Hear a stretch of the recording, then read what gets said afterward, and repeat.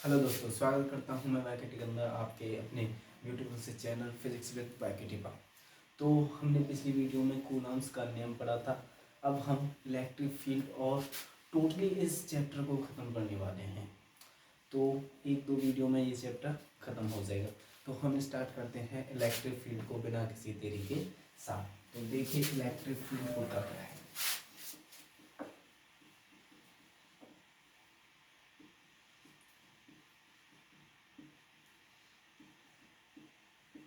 Electric field जब कोई आवेश होता है तब वह अपनी प्रॉपर्टी दिखाता है। और कौन सी प्रॉपर्टी?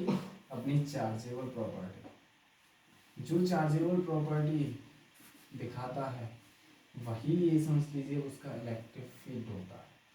वही उसका क्या होता है? इलेक्ट्रिक फील्ड होता है। जिस फील्ड तक, जिस क्षेत्र तक वह अपनी चार्जेबल कंडीशन दिखाता है उसी को हम क्या कहते हैं? इलेक्ट्रिक फील्ड कहते हैं। उसे ही क्या कहते हैं? हम इलेक्ट्रिक फील्ड कह सकते हैं। ये पॉजिटिव है तो इलेक्ट्रिक फील्ड इतना है। अब बात आती है इलेक्ट्रिक फील्ड की intensity. Intensity of electric field, तो इंटेंसिटी को कहते हैं हिंदी में तीव्रता, वैद्युत क्षेत्र की तीव्रता। इसे हिंदी में क्या कहते हैं? वैद्युत क्षेत्र कहते हैं। तो वैद्युत क्षेत्र की तीव्रता क्या होती है? अगर मैं कोई अन्य test charge particle Q naught लूँ, कोई आवेश, कोई परीक्षण आवेश क्यू नॉट लूँ, तो इस क्यू नॉट को मैं जैसे ही यहाँ पर एंटर कराने की कोशिश करूँगा क्यू नॉट को, तो इस पर एक बल लगेगा। तो इस पर क्या लगेगा? एक बल लगेगा। जो बल इस टेस्ट चार्ज पार्टिकल पर जो बल लग रहा है वह कितनी तीव्रता का है, यही बताता है electric field intensity. Electric field intensity किसी क्यू नॉट चार्ज पार्टिकल पर लगने वाला फोर्स एफ वेक्टर क्या होता है? इलेक्ट्रिक फील्ड की इंटेंसिटी होता है। तो यह था इलेक्ट्रिक फील्ड की इंटेंसिटी। तो यहाँ से आप इस फॉर्मूले को ध्यान रखना, F vector is equal to Q E vector. This is the very most important formula for electric field. Okay, अब आगे बढ़ते हैं। इलेक्ट्रिक फील्ड हो गया। अब किसी भी पॉइंट्स पर इलेक्ट्रिक फील्ड देखते हैं, किसी भी पॉइंट्स पर इलेक्ट्रिक फील्ड देखते हैं। जैसे ये कोई क्यू चार्ज पार्टिकल है, तो इससे मैंने आर डिस्टेंस ये ली, आर डिस्टेंस ये ली, आर डिस्टेंस। इस डिस्टेंस पे मैं क्या प्राप्त करना चाहता हूँ? Electric field intensity E vector में प्राप्त करना चाहता हूँ। Electric field intensity E vector प्राप्त करना चाहता हूँ। तो इस पर ई वेक्टर क्या होगा? इस पर लगने वाला बल, इस पर लगने वाला बल क्या होगा? यहाँ पर सपोज डेट अगर क्यू नॉट चार्ज पार्टिकल है तो एफ वेक्टर क्या हो जाएगा? दो चार्ज पार्टिकल्स के बीच में लगने वाला बल क्या होता है? K Q one Q two upon Q. एक ये क्यू और ये Q naught upon R square, ये होता है बल अपॉन चार्ज पार्टिकल। तो क्यू नॉट से क्यू नॉट खत्म, तो E vector will be K Q बट्टे आर स्क्वायर, के क्यू बट्टे आर स्क्वायर। तो यही होता है electric field for any charge. Okay, K Q upon R square. अब हम आगे का टॉपिक समझते हैं डाइपोल मोमेंट को, वैद्युत द्विध्रुव को, वैद्युत द्विध्रुव को।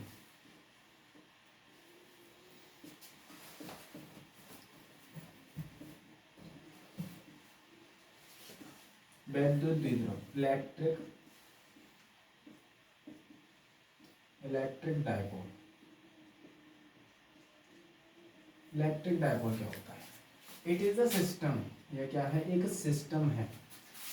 इट इज अ सिस्टम जिसका चार्ज Q और माइनस Q होता है। जिसके सिस्टम पर चार्ज क्या होता है? Q और माइनस Q चार्ज पार्टिकल से यह मिलकर बना होता है। इनके बीच की डिस्टेंस को माना 2L, इनके बीच डिस्टेंस 2 है। एग्जाम्पल अगर देखें हम, एग्जाम्पल जैसे NaCl। NaCl क्या है? एक वैद्युत द्विध्रुव का निर्माण करता है। तो ये क्या है? Na पर पॉजिटिव, Na पर पॉजिटिव, Cl पर कितना? उतना ही नेगेटिव। Na पर उतना ही पॉजिटिव, Cl पर कितना? उतना ही नेगेटिव। तो यह जो भी, यह सिस्टम जो भी बनाएगा, जो सिस्टम बनाएगा, यह जो पार्टिकल्स हैं जो भी सिस्टम तैयार करेंगे, उस सिस्टम को भी हम क्या कहते हैं, वैद्युत द्विध्रुव कहते हैं। जैसे यह NaCl का पार्टिकल है और यही यह Na का पार्टिकल है और ये Cl का पार्टिकल है। अगर ये डिस्टेंस L है तो ये भी डिस्टेंस L, तो यहाँ टोटल डिस्टेंस क्या हो गई 2L, where L is equal to bond length. तो किसी एक की क्या है, बॉन्ड लेंथ है L क्या है, बॉन्ड लेंथ, बंध की लंबाई क्या है, बंध की लंबाई, ये क्या है, बंध की लंबाई है bond length L is equal to bond length. Okay, bond length है, तो इस वजह से हम इसे 2L डिस्टेंस लेते हैं। ये कंफ्यूजन होता है कि 2L क्यों लिया जाता है, तो इसी वजह से हम लेते हैं क्योंकि L is the bond length of a charge particles, जैसे NaCl। ओके, तो NaCl की बॉन्ड लेंथ L हो गई। अब इसके कारण जो वैद्युत द्विध्रुव का मूवमेंट होगा, movement of electric dipole movement, electric dipole movement, तो इलेक्ट्रिक डायपोल मूवमेंट इसे हम P से डिनोट करते हैं, P वेक्टर। ये भी क्या है, वेक्टर क्वांटिटी है, P वेक्टर से डिनोट करते हैं। ये क्या होता है, 2QL होता है, उससे ये डिस्टेंस और किसी एक चार्ज पार्टिकल का मैग्नीट्यूड, तो P is equal to 2QL, L is the bond length, तो L, ठीक है, L के रिस्पेक्ट में जब यह वेक्टर क्वांटिटी है तो इसकी डायरेक्शन भी पूछी जाएगी, तो इसकी डायरेक्शन क्या होगी, -Q2 प्लस, तो इसको ध्यान रखना -Q2 प्लस, तो P क्या होगा, इस प्रकार होगा, P -2 प्लस, तो इस डायरेक्शन में होगा इलेक्ट्रिक डायपोल मूवमेंट। अब आगे बढ़ते हैं, इलेक्ट्रिक डायपोल मूवमेंट के कारण इलेक्ट्रिक फील्ड इंटेंसिटी। तो what will be the electric field intensity due to the electric dipole. Okay, electric dipole, तो इलेक्ट्रिक डायपोल, ये हर कोई इलेक्ट्रिक डायपोल है, suppose that it is an electric dipole, या Q and यह क्या है, Q माइनस Q। ओके, यह इलेक्ट्रिक डायपोल है, इसका सेंटर क्या है, O, सपोज दैट, तो this distance will be 2L, this distance will be 2L। अब मैं इस पॉइंट पर इलेक्ट्रिक फील्ड निकालना चाहता हूँ, तो इस पॉइंट पर इलेक्ट्रिक फील्ड कितना होगा, यह पॉजिटिव है, पॉजिटिव के कारण फॉरवर्ड दूर की तरफ, इसके कारण क्या होगी, इसी की तरफ, इस डायरेक्शन में होगी, इसके कारण उस डायरेक्शन में दूर की तरफ, और इसके कारण पास की तरफ, उसी की तरफ, ठीक है। तो इलेक्ट्रिक फील्ड इंटेंसिटी जो ओवरऑल आएगी, इसका मैग्नीट्यूड और इसके मैग्नीट्यूड के बराबर में आएगी, मतलब इन दोनों वेक्टर क्वांटिटीज को अगर हम सॉल्व करें तब आएगी। और जो आएगी इलेक्ट्रिक फील्ड इंटेंसिटी, जो इलेक्ट्रिक फील्ड इंटेंसिटी इस E1 वेक्टर के कारण और इस E2 वेक्टर के कारण जो आएगी टोटल, वो होगी KP upon R² under root of 3 cos square, थोड़ा बड़ा सा लिखता हूँ, E vector is equal to KP upon R² under root of 3 cos square theta plus 1, ये होती है electric field intensity due to dipole, ठीक है, एट एनी पॉइंट, ध्यान रखना, एट एनी पॉइंट, किसी भी पॉइंट को, ओके, एट एनी पॉइंट। अब यहाँ से दो कंडीशन निकल के आती हैं। फर्स्ट केस में क्या होता है, एक्सियल के लिए, एक्सियल पोजीशन के लिए, एक्सियल पोजीशन के लिए मतलब अक्षीय स्थिति पर,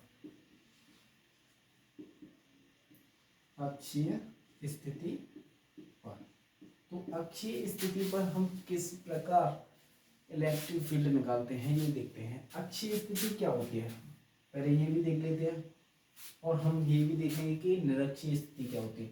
इन्हें पहले निकालने से पहले, इनके फॉर्मूला को निकालने से पहले मैं एक बार समझा दूंगा कि इलेक्ट्रिक फील्ड के एक्सियल पोजीशन क्या होती है और इक्वेटोरियल पोजीशन क्या होती है? निरक्षीय होती है इक्वेटोरियल, इक्वेटोरियल पोजीशन या फिर non axial, non axial position. Okay, इसे कहते हैं निरक्षीय स्थिति हिंदी में, निरक्षीय स्थिति। अब देखते हैं कि निरक्षीय स्थिति और अक्षीय स्थिति होती क्या है। यहाँ पर देख लेते हैं निरक्षीय स्थिति और अक्षीय स्थिति। ये कोई डायपोल है, ये कोई डायपोल है, माइनस क्यू और प्लस क्यू। अब इसका एक्सिस क्या है? इस डायपोल का एक्सिस क्या है? ये है सर एक्सिस। इस डायपोल का एक्सिस क्या है सर? ये है। तो इस एक्सिस के अलोंग अगर मैं इलेक्ट्रिक फील्ड देखूं, इस पॉइंट पर देखूं, इस पॉइंट पर देखूं, यहाँ पर देखूं, यहाँ पर देखूं, यहाँ पर देखूं, तो यह क्या होगी? उसकी अक्षीय स्थिति होगी। क्या होगी उसकी? अक्षीय स्थिति। अगर मैं इस अक्षीय स्थिति के बिंदु P पर अगर मैं इलेक्ट्रिक फील्ड निकालना चाहूँ तो यह एक्सियल पोजीशन के लिए इलेक्ट्रिक फील्ड होगा। किस पोजीशन के लिए? एक्सियल पोजीशन के लिए इलेक्ट्रिक फील्ड होगा। अब निरक्षीय स्थिति क्या होती है? निरक्षीय स्थिति, ये कोई इलेक्ट्रिक डायपोल है, plus Q and minus Q.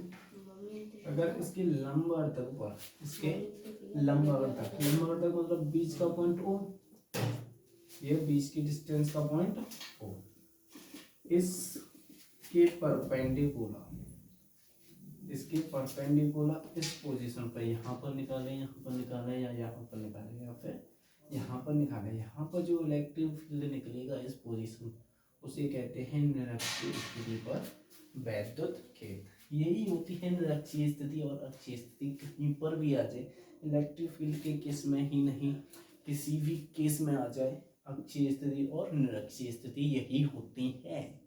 सभी के लिए मैंने निकाला। अब देखते हैं कि अक्षीय स्थिति के लिए थीटा का मान क्या होगा। अक्षीय स्थिति के लिए ई वेक्टर इधर है, ई वेक्टर इस डायरेक्शन में है, पी वेक्टर भी इस डायरेक्शन में। ई और पी के मध्य जो कोण है कितना है? ई और पी के मध्य जो कोण है theta is equal to 0 degree. Theta कितना है? 0 डिग्री है। इस केस में थीटा इज इक्वल टू कितना हो जाएगा? 90 डिग्री, क्योंकि ई वेक्टर इस पी वेक्टर इस डायरेक्शन में, पी वेक्टर इस डायरेक्शन में हुआ, minus Q two plus Q. E vector कहाँ पर होगा? ई वेक्टर भी देख लेते हैं इसके लिए। ई वेक्टर कहाँ होगा? ई वेक्टर ये इधर की तरफ, ये इधर की तरफ, ये किधर की तरफ? इधर की तरफ। तो ओवरऑल इनका अगर मैं इसे थीटा पॉइंट लेता हूँ, इसे भी थीटा, अगर मैं इसे दो पार्ट्स में डिवाइड करता हूँ, ये और ये, इस वाले को E1 को इसे मान लेता हूँ E2, इस वाले को भी दो पार्ट्स में डिवाइड करता हूँ, एक इधर की तरफ और एक इधर की तरफ। दो पार्ट्स में 90 एंगल पर डिवाइड होते हैं। डिवाइडेशन ऑफ वेक्टर्स जानते होंगे कि वेक्टर्स को किस प्रकार घटक किए जाते हैं। ओके, तो यहाँ पर आया E1 vector plus E2 vector, और आप देखिए जेड टाइप बन रहा है, मतलब यहाँ से अगर मैं देखूँ तो ये जेड टाइप बन रहा है, तो ये भी जेड टाइप, ये भी जेड टाइप, या फिर एक अंतर कौन कह सकते हैं, ये थीटा भी हो जाएगा और ये भी थीटा हो जाएगा। तो मतलब इन दोनों के लिए थीटा लगभग सेम, ये वो वाला थीटा नहीं है, ध्यान रखना। और इन दोनों के बीच ये इस प्रकार आया इस डायरेक्शन में, और ई वेक्टर इस डायरेक्शन में आया। ओके, तो इस डायरेक्शन में थीटा ये है। इस पोजीशन को देखते हैं कि पोजीशन किस एंगल पर है। ई वेक्टर और पी वेक्टर के बीच का थीटा नहीं है। अब इस पॉइंट को भी नोट कर लेना, क्योंकि कंफ्यूजन होती है कि ई वेक्टर के बीच का पॉइंट थीटा होता है। No, it is not, it is not the angle between E vector and P vector. Okay, it is the angle of dipole from point P। Point P से कितना कोण बना रहा है डायपोल? पॉइंट P ये perpendicular और ये dipole कितना कोण बना रहा है? 90 का। इसी प्रकार ये पॉइंट P इससे कितना कोण बना रहा है? 0। तो यह होता है एक्चुअली में थीटा। ओके, यह होता है एक्चुअली में थीटा। अब थीटा का केस समझ में आया होगा, मैंने पहले गलत लिया क्योंकि समझाना चाहता था कि एक्चुअली में होता क्या है थीटा। कहीं भहकमे में मत आ जाना कि थीटा पी का और इसे डाइपोल सॉरी इलेक्ट्रिक फील्ड के बीच का कोण होता है। नो नो, ऐसा नहीं होता। Okay, it is a condition, या पोजीशन को बता रहा है, पोजीशन को, पॉइंट पी की पोजीशन को बता रहा है। ओके, तो थीटा इज इक्वल टू 0 रखा तो ई वेक्टर विल बी क्या हो जाएगा,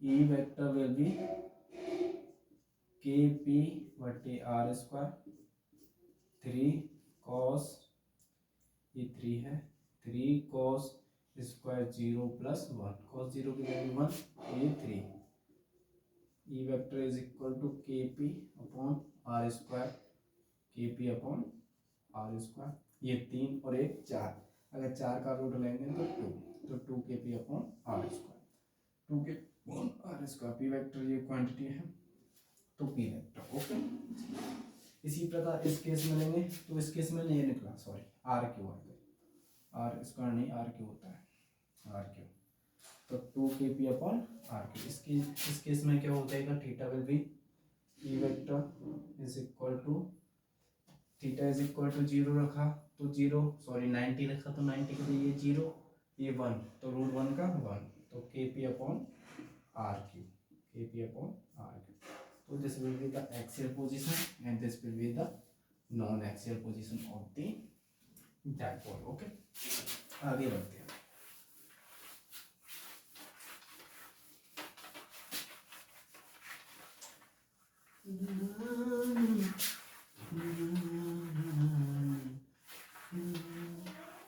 ओके,